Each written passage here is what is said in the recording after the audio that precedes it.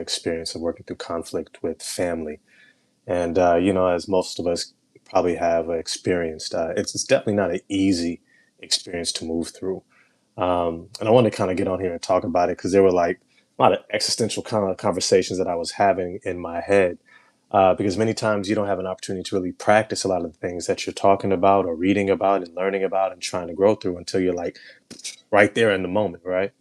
Um, and so this was a moment for me to kind of like stop, breathe, check in with my body, and listen to the different narratives that were coming up about the situation.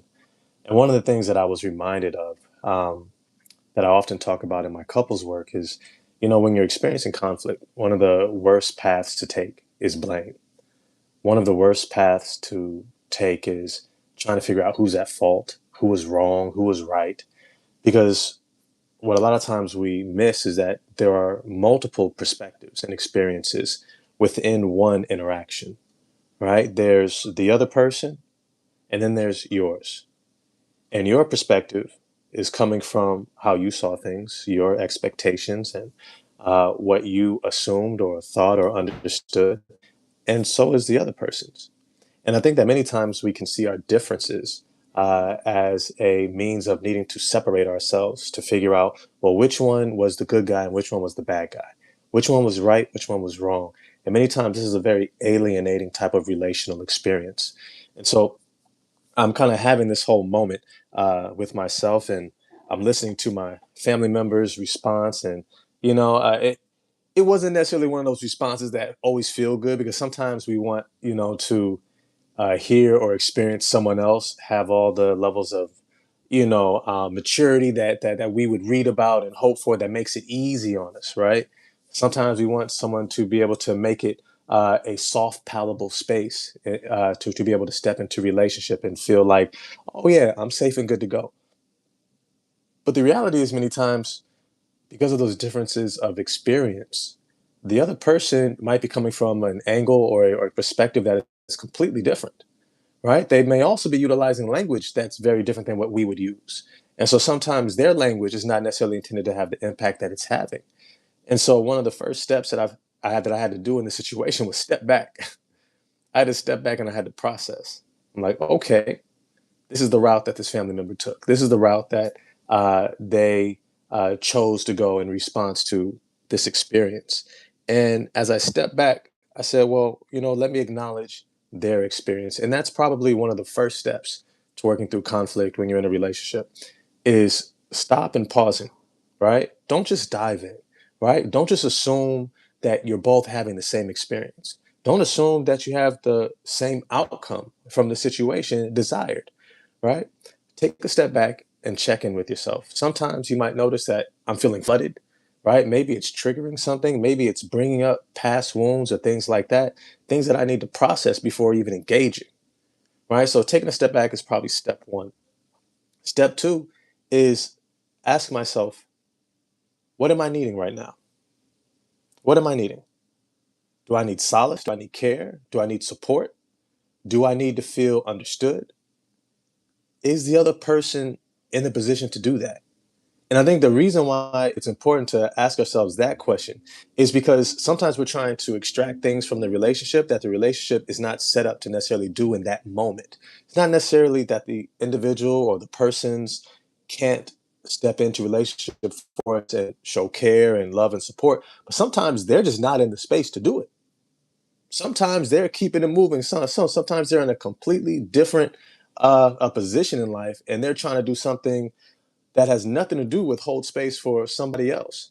And so when we're trying to communicate with somebody and we're asking like, hey, you know what? I wish you had done this and I wish you had done that and you could have done this. All of a sudden the other person's like, huh? Completely thrown off guard, completely disoriented because they were not in the same position as you. And so the second step is asking yourself, what am I needing? And is the other person in a space to provide that? The next step that I had to do is listen.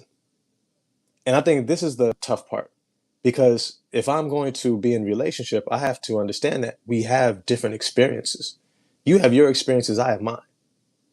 You have the things that you've gone through in life, I have mine.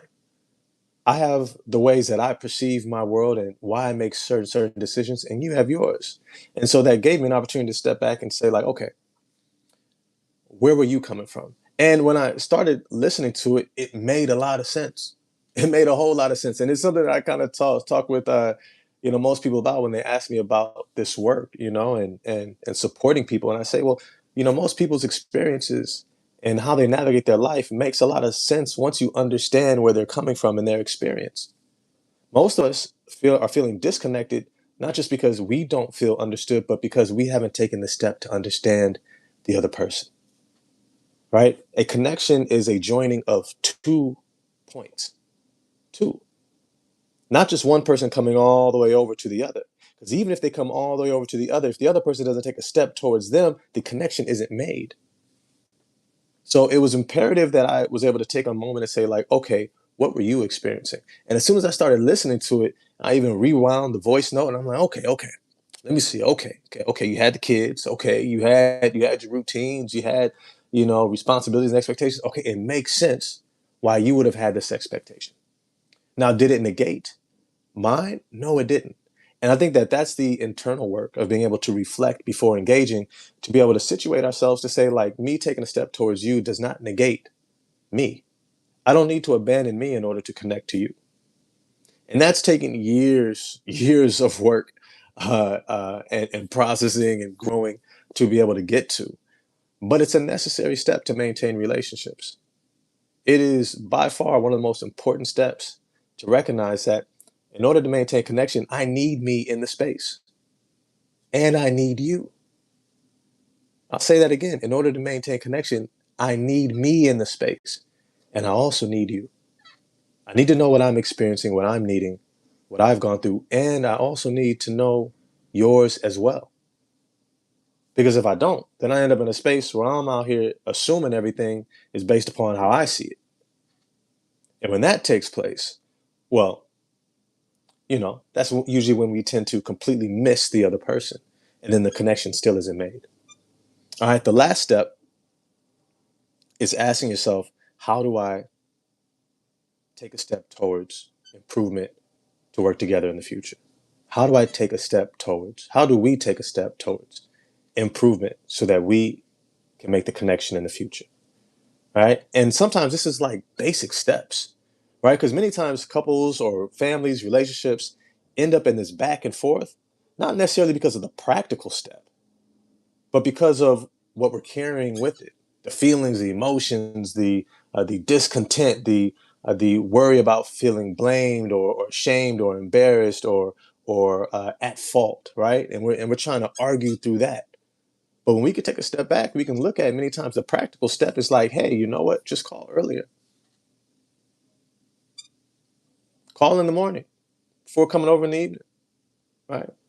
Go ahead and, you know, uh, be preemptive and making sure we're on the same page. Okay, got it. Bet. It doesn't mean that they were wrong or I was wrong or I'm somehow less or worse because of the situation. What it means is that, okay, we missed an opportunity for a connection. And now there's an opportunity for us to learn and understand more of how to make the connection. And this is what the step looks like. The reality is in this world, like, you're not going to connect with everybody. You're not going to be able to make every relationship work. But being able to stop, step back, right? Acknowledge your experience. What are you needing? All right. What does this situation allow for? And then being able to step into relationship to hear and understand the other person's experience. And then ask myself, okay, what is the practical step here? These simple steps can many times be the difference between moving forward in a relationship and continuing to grow together versus taking a step back and growing apart. I hope that makes sense. I hope that helps. I look forward to coming on here and doing some more lives to talk about different relational stuff. Let me know after I post in the comment section if any of this resonates. Otherwise, I hope you have a beautiful day. Remember, always, always love the people around you dearly. Never take for granted that they know that you love them and care about them. Make sure you say something, and then find your joy every single day. I posted a video yesterday, just a short video, seeing this brother that I know perform in the subway, an incredible artist, and it was just a moment of joy for me. Definitely find your joy every single day because that's what life is about. And lastly, live your life to the fullest. All right. You only got one life to live, and everyone else is already taken. With that, I'm hollering at y'all next time. Peace.